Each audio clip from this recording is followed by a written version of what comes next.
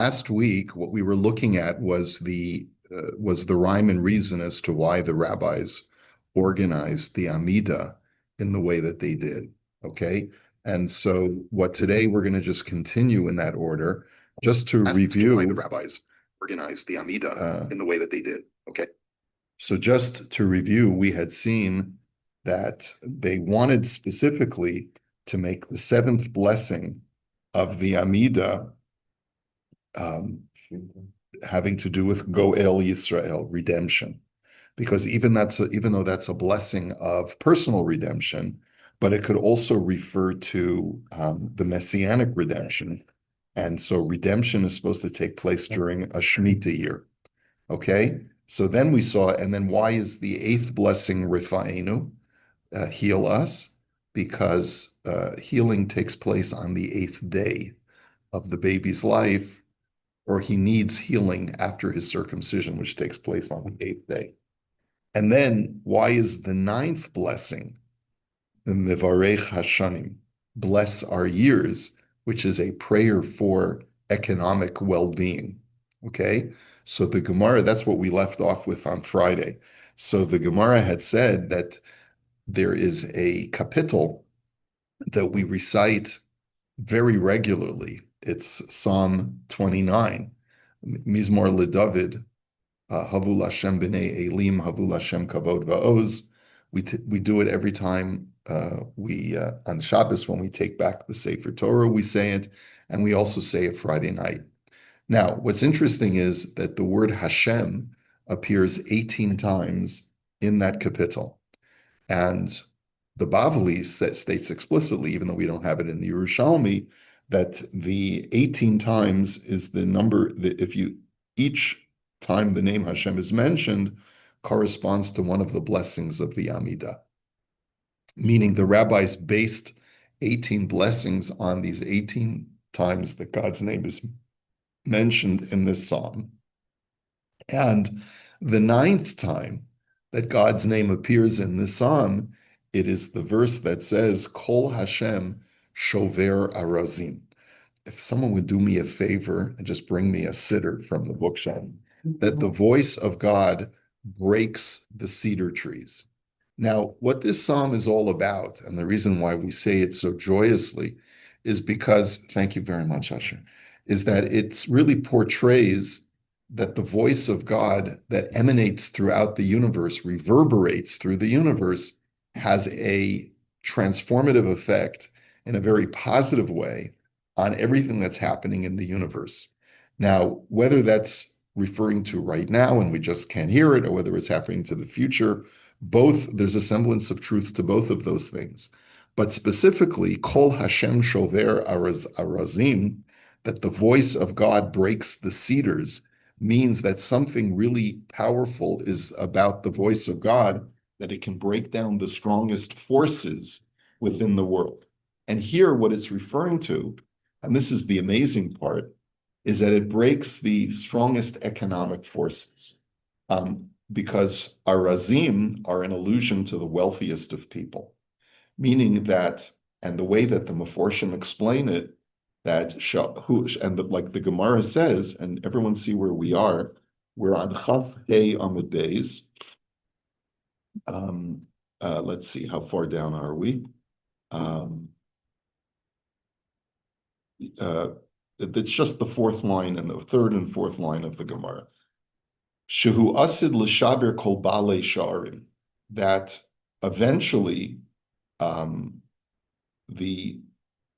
all of the price markets will be broken. The market prices will be broken. And that's really what it's a reference to. That as we get closer and closer to redemption, there will be such economic prosperity that all of the prices will fall apart. Meaning commodities will be produced so plentifully that there won't be need for anyone to spend a lot of money on anything, because commodities will be in such abundance. Finding out right now.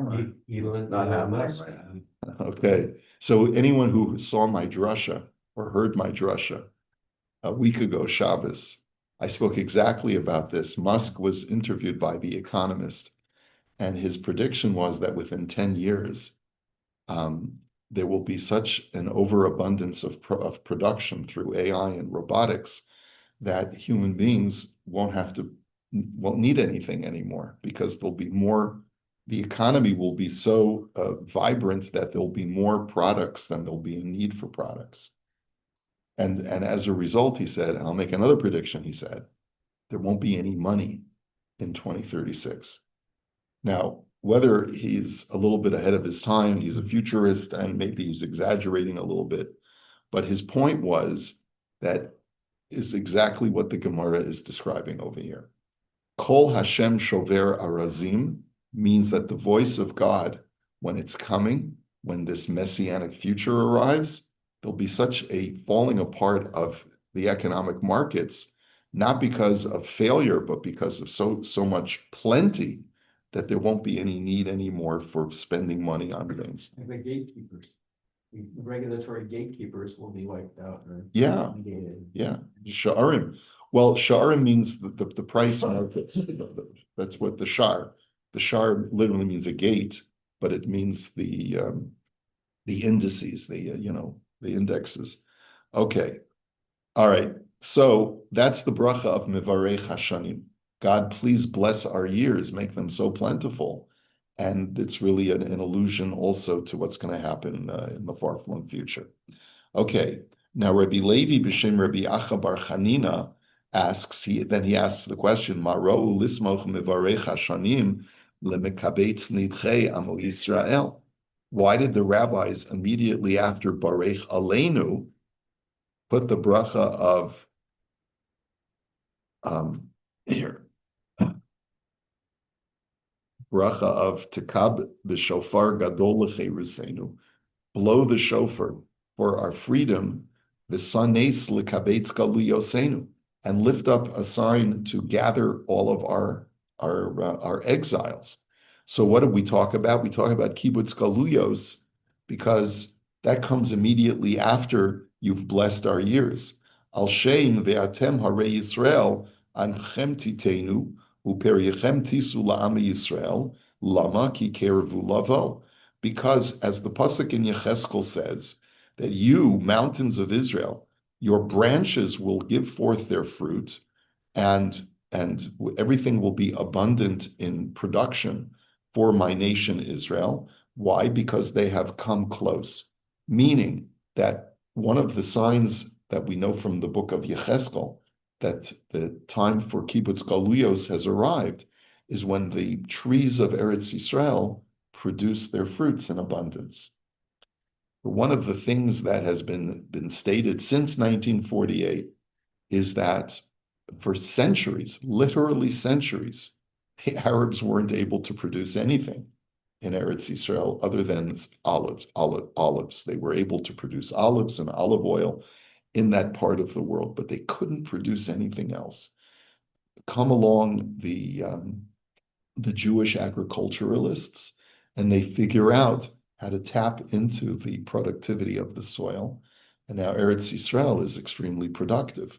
And not only that, but it doesn't have to be literally taken as productivity of the actual soil, but it's the productivity of the land, that the land is, we're a startup nation.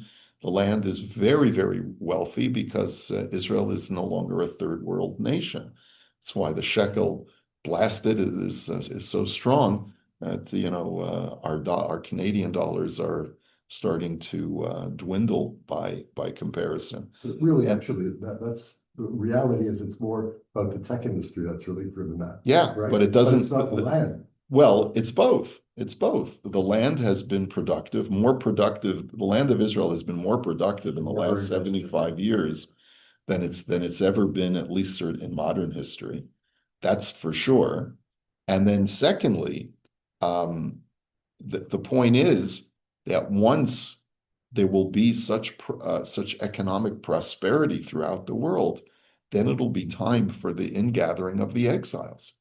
Okay, so what we're seeing today, hopefully what we're seeing today is an economic boom due to AI and the robots, that we're going to be able to see kibbutz galios happening as an immediate result of all of that. And that's what we're seeing today. So that's why the bracha of kibbutz galios, of the gathering of the exiles, comes after Mivarech Hashanim. You ask the typical Jew in Galus today, what's holding you back from making Aliyah?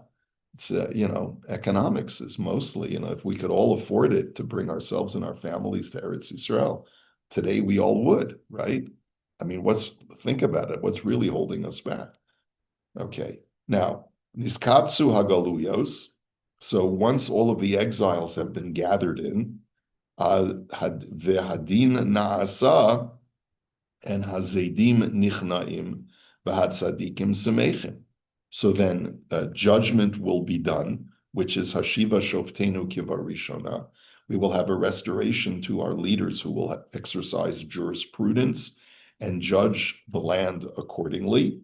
And then Vila Malshinim, which is the next bracha after Hashiva Shoftenu, will be humbled. The wicked will be humbled, and the tzaddikim will rejoice. And that's why the sequence of the bracha is first kibbutz galios, the gathering of the exiles, Hashiva Shoftenu, a restoration of the judges.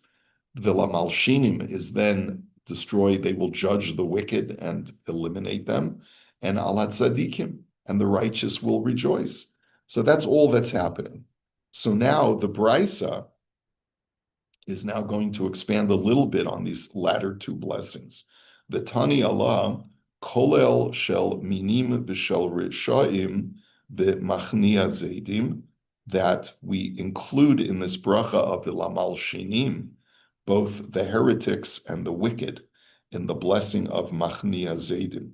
Now, what does that mean? We're including both the heretics and the wicked. It could be that it's referring to both the Jewish evil people, right? Meaning the Jews themselves, all the Jews who voted for Mamdani, or whatever else you want to say. It's mind-boggling.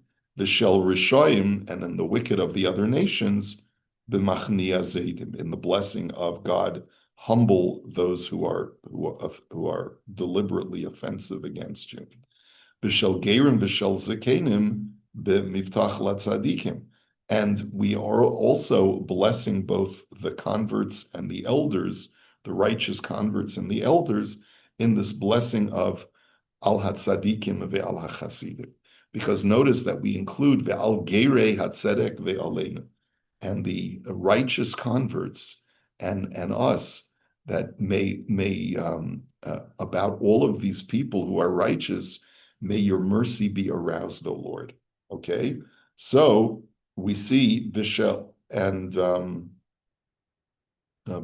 right, and Vishel David bibonei Yerushalayim. And the Brisa says also that mention is made in the following bracha of Bonei Yerushalayim, in the bracha of Yerushalayim Iricha.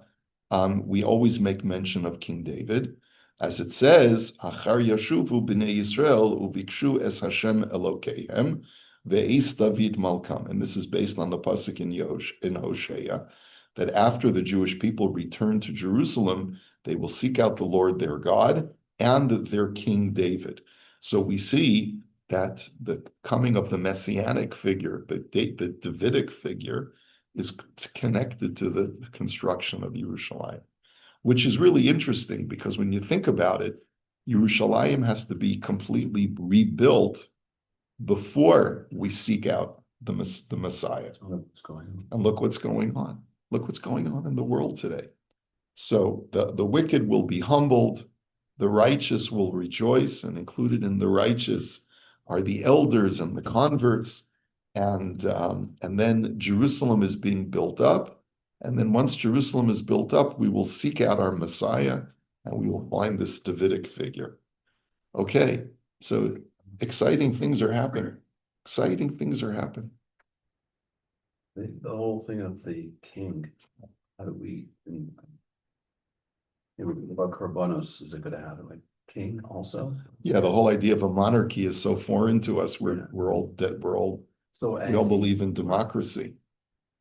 Is it antiquated? Actually, it's important to know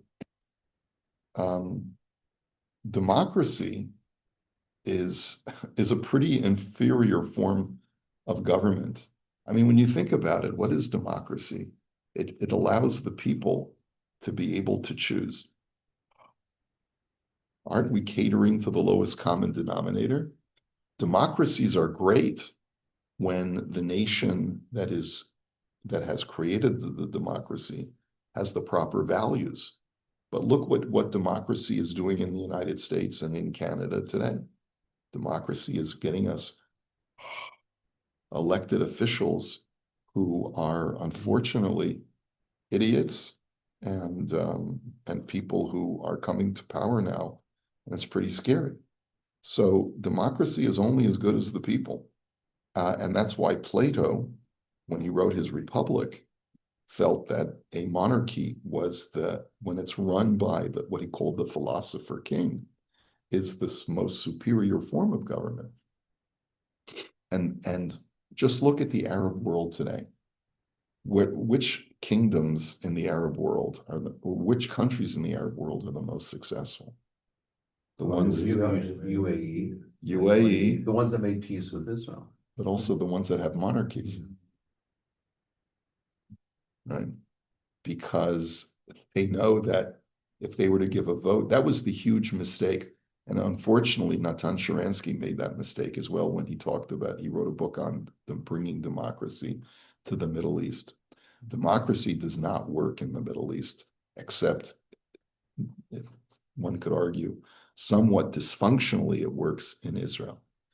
But I say dysfunctionally because Israel's democracy is not a healthy democracy. There's a lot of problems with it. It's a lot of social ills in Israel because of its democratic polity. But if you tried to bring democracy to Egypt, look what happened to the Egyptian Spring, right? The Arab Spring was a disaster. The UAE recently commented, why don't you have a king or whatever it is? And they say, because if they did now, they'd vote for the Brotherhood, the Muslim Brotherhood. The Muslim Brotherhood. He says, we're not doing it. We're not doing what? Democracy. They want for sure not. Put in a vote. And they said, we're not putting in the vote because they're going to just elect the Muslim Brotherhood. Forget it. Right. Yeah. Same thing would probably happen in Egypt as well. Yeah, that's what almost happened. Yeah. So be careful what you wish for, right? So and therefore it's not so from my vantage point, the idea of having this philosopher king, this great, wise, benevolent leader who will guide us, is not such a foreign thing. It's certainly once we've made Aliyah and we realize that there's so much corruption within government, and it's hard to get things done in the current governmental system. Yes, we are accomplishing tremendous things. We're building up Yerushalmi, and we're building up Israel. And we're a startup nation. And it's all because we have a wise, democratically elected ruler. Netanyahu has been amazing for the state of Israel. The October 7th notwithstanding, right? But at the end of the day, he's limited because of the democracy that exists in Israel. Okay. There was no concept of any type of democracy prior to this time in history. Prior to what time in history? Until when democracy started. Who was the first democracy? Well, democracy slowly evolved. I mean, we'd have to go through a history of how governments evolved over the course of the Renaissance period. But in biblical times, I don't think there were any democracies. But then you also have so many kings that were maybe in Greece there might have been. I don't know. No, Greece had Caesars. Yeah. But you also had kings that were so twisted and sick too. We've had so many kings in Jewish history. Yeah, it's a mixed bag. So it's not necessarily if you get a good one, you're rocking. You get a bad one, you're in trouble. Correct. Yep. So that's what will make the Mashiach different, is that he'll be the benevolent, wise king, appointed and anointed by God. Okay, so now let's look at the next mind-blowing Gemara. Okay, Rabbanan Amri, the Chachamim say that Ahon Malka Mashiach, this Messiah king, in Minchayahu, David Shemei, in Min Domchayahu, David Shemei. If he is from the living, his name will be David. And if he's from the deceased, his name will be David. So meaning, what does that mean if he's from the deceased? It means that there is a dispute among the sages when the resurrection will take place. Will the resurrection take place at the beginning of the Messianic period, or will it take place at the end of the Messianic period? If it takes place at the beginning of the Messianic period, then it's conceivable that King David himself will be resurrected and be the new Messiah, meaning the old will be the new. But even if the resurrection does not take place and the Messiah comes, this new Messiah's name shall be David. Okay? And of course, that doesn't necessarily have to be taken literally, but the name David itself implies, using the fact that it's spelled the same way, front, forward to backwards, and so forth, that there's some content to this name David that that is unique and that implies, and that, you know, a concept of completeness and rulership and connection to How Hashem. does Mashiach ben Yosef come in the picture There's no mention of Mashiach ben Yosef in this Gemara. So it is mentioned in other Gemaras. It's mentioned in the Gemara in Sukkah, in the Bavli, but there's no mention here. Let's see.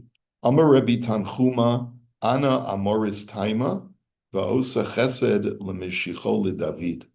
That I can bring a source for this, because it says in Sefer Shmuel and in Sefer Tehillim that God does kindness with his anointed one, with David. So we know that the name of the Messiah will be David. Now we have a different opinion, that the name will not be David, but rather it'll be another name. Rabbi Yehoshua ben Levi Amar, Tzemach Shemo. His name will be Tzemach, which means the flowering or the budding of the redemption. And Rabbi Yudan Bereda, Rabbi Aibo Amar, Menachem Shemo. His name will be Menachem. It doesn't say Menachem Mendel. It just says Menachem. Okay, but his name will be Menachem. Now it says Lavach. Yeah. Well, it could be in the Tzivos Hashem edition. They'll go crazy on this Gemara. Now, by the way, all of this is brought in the Medrash as well. And many times what's brought in the Medrash is brought in the Yerushalmi. Sometimes it's brought in the Bavli too. Amar Chananya Bereda Rebbe Abahu, velo Peligan, that there's no difference between whether his name will be Tzemach or Menachem, these two opinions, because Chush B'nei Dahaden K'chush B'nei Dahaden. He says because the same gematria is this is of both of them. They're both 38. Hu Tzemach, Hu Menachem. So, 138, because Tzemach is 90 plus 40 plus 8, that's 138. And Menachem is 40 plus 50, which is 90, and then another 48. So Menachem and Tzemach is the exact same numerical value. So apparently this number 138, I don't know why this 138 is significant, but it basically, these two opinions agree with each other. And now the Gemara brings a story that is going to support this opinion, that the name of the Mashiach will be Menachem or Tzemach. V'da Masiyah Lahu, this following story is a support. That Demar Rebbe Yudan Bereda Rebbe Aibu, Uvda Hava B'chad Yehudoi. There was once a story about a certain Jew, the Havakoim Radeh, that he was standing and plowing his field. Ga'as Torse Kumoi, and his ox that was pulling the plow started to groan, or started to make a loud noise, started to bray, I guess. What is I know a certain a donkey brays, a sheep bleats, I think. And what does an ox do? Okay, whatever. We're just thinking about what the what the English word for the noise that a bull or an ox makes.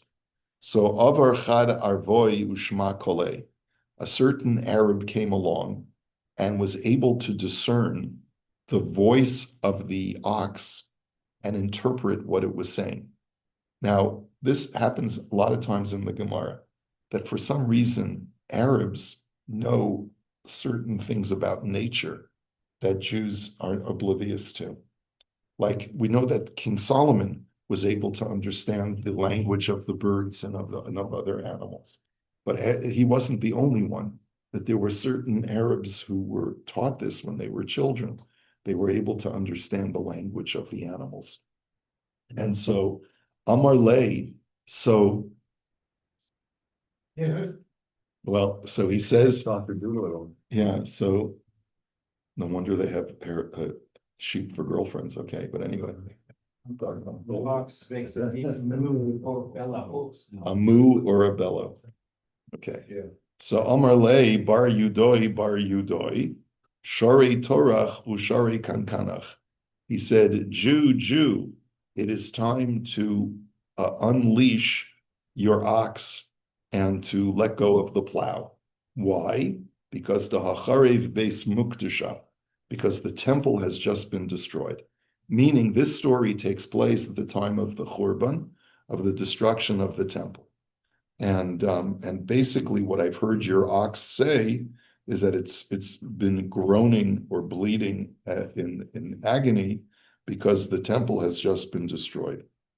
Okay, Ga'asman Tinyanus, and then the ox made a second moo or groan. Amar lei bar Yudai kitor torich uktor kankanoich. Reattach the ox and the plow. Why? Because the Hayalid Malka Mashiach, because the King Messiah has been born. Meaning that's what the second thing the ox said. And of course, this message, as the Maharal explains this whole story in the Medrash, is that the very day that the temple is destroyed, is that in that very moment, the seeds of reconstruction are planted.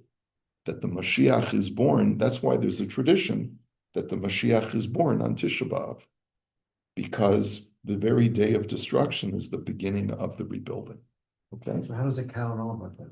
What? How does the cow know about the destruction and? Because the animals can hear things that humans can't hear, just like a dog can hear a whistle at a certain decibel level. So the animals knew about this. Okay, so Amar Lei, so the Jew asked him, Ma Shemei, what's his name? And so the Arab said, oh, his name is Menachem, the name of the Messiah that's just been born. We're just now in the middle of the story, but I want to save the rest of the story because this fellow is going to change his business model. He's going to stop being a farmer and is going to go into the children's clothing business so that he can find Menachem, baby Menachem. Okay, and that's going to be the second part of the story. So stay tuned until tomorrow. We'll continue the story. All right. Yom Tov.